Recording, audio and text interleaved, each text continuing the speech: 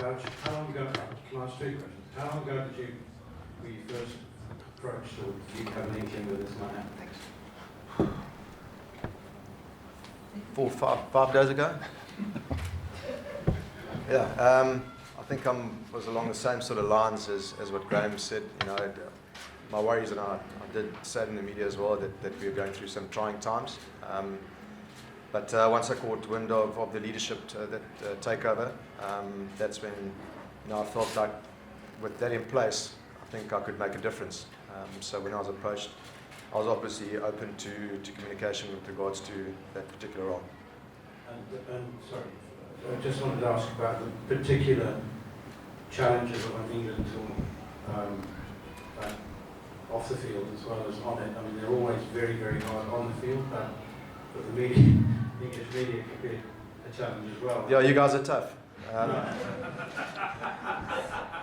No, look, it's not my first roadshow against England, and I know that they've been saying quite a few things in the media, and probably rightly so.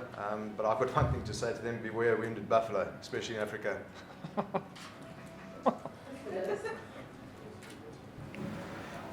Well, you've been really outspoken in the last couple of months about the structures and kind of where the focus needs to be. If you had to sum up quite quickly what you need to do immediately and over the next few months, what would you say are the most pressing tasks ahead? I think, look, our confidence is a bit down, as Graham alluded to get our team getting their confidence back towards the guys. I think there's a wealth of knowledge in this country that can get utilised to get consultants in, to try to get the confidence for the players up, get as much information obviously going in the right direction through to those players, and give them the space to try and perform at their best. I do think we've got the talent in this country. I just think that needs to be nurtured a bit, and certainly given the opportunities for that information to come through to them, and like I said, in the right direction and in the right sort of communication channels, I do think that we can get the best of our players. Mark, with the previous coach, there was a lot of talk about the style of cricket to be playing. With the current squad the way it was in India, obviously there was a lot of, it's only about 3 experienced players in that team, and it's about, are you going to be talking about developing for this Test Championship, or is your mind still on winning it? My mind's on winning it. I've been involved in sides over the years where we've had some very tough times. I look back at probably one of the toughest times was the Hansie Cronje saga, and we straight away after that we went and we beat Australia in the series. So, I think that we've got a good chance of turning it around. I think sport is an amazing game, especially the game of cricket, and I've been in setups where it's turned around in a couple of days. So that's what I'm looking to do. I understand that there's a lot of work to be done before that. With regards to your question about the sort of style, I think I'm not here to reinvent the wheel. I think that that the players that we select will have their own style of playing, and they need to work that out for themselves as well. Like I said, we just we had to try and add a lot of value, give as much information as possible, create a nice environment for them to play and to do their best. And if we can do that, then I think we're going in the right direction. How much of what has been happening off the field in the boardroom and whatnot, how much of that you as a player and as a coach you would know, how much of that seeps through into the way a team ends up playing on the field? Well, me as a player, yes, it did. I think when you probably lack a little leadership from up top, it does tend to seep into the lower sort of sections of the whole train, if you want to put it that way. I think guys start getting away with murder at the bottom, and I think that if we get the right leadership at the top, it's going to filter down, and I'm very confident that we've got the right leadership at the top now, and hopefully that will filter through into all spheres of our cricket in this country, from domestic to under-19s. It is needed, and I'm sure that will be the case. Mark,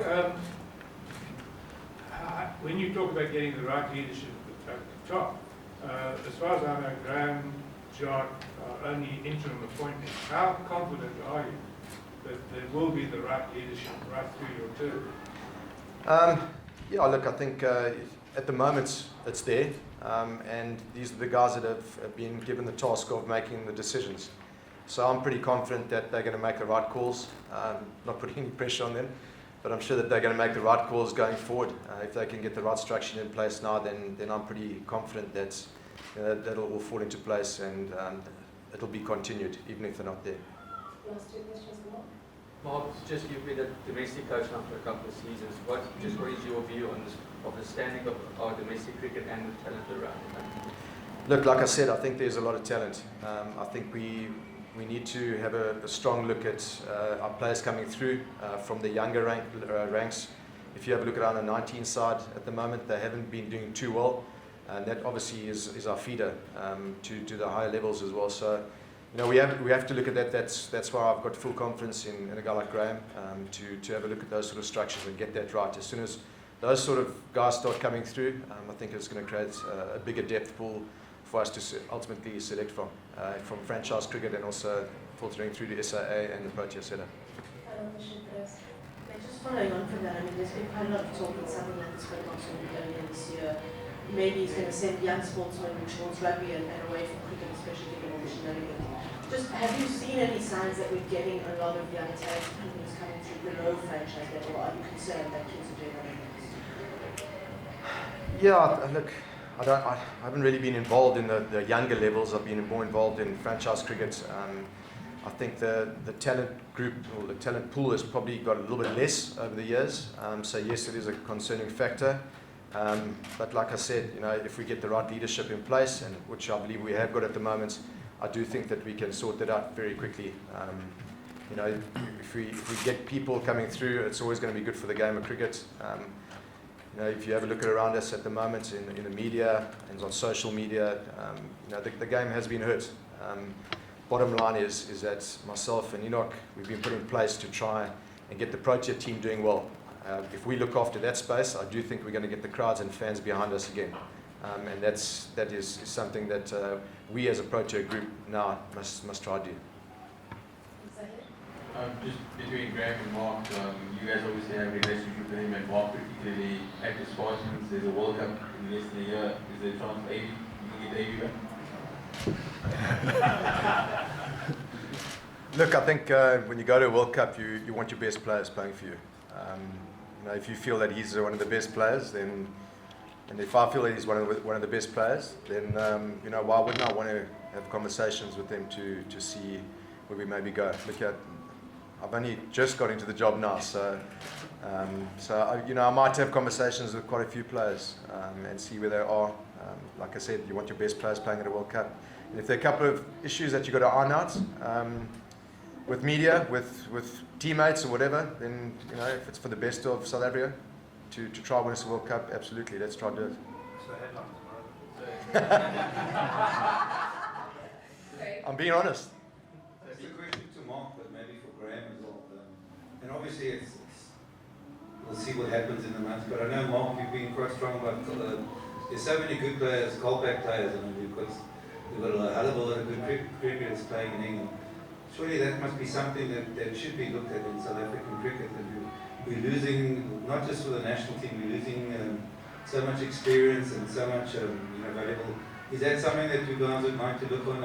Obviously, it's a bit more complicated, but that's something surely that needs to be, just for first-class cricketers to be playing with these cricketers as well. If I can answer it from a coach's perspective, absolutely. I think if you look at the rugby, the way that the Springboks won the World Cup, if you look at the experience that they got from players that we've been playing overseas, it was invaluable. So from a coach's perspective, yes, I'd love to have that opportunity to deepen the squad and strengthen the squad as well. I think it'll keep everyone on their toes and it'll bring more excellence to the game of cricket in this country. I don't know where we stand on the whole thing. I think that's maybe for Graham or Jacques to reply to that. Do you want an answer for me? It's definitely something that we need to look at. Obviously, free agents, Colpack is something that I need to go and look at and see how we keep some players in our game. And I think it's always tough when you lose a number of players, when the experienced players retire or you lose a core of domestic cricket or whatever. It takes time for that to regroup and to grow again. So I think from my perspective as director of cricket, you want to have your your strongest teams playing against each other, the best structure at domestic cricket. There's talk of a restructure. I need to look at all of that. Not saying it's my final decision, but it will be my job to look at those processes and to see, hopefully, what is the best system going forward for South African cricket, that we ultimately can be a high-performing nation again.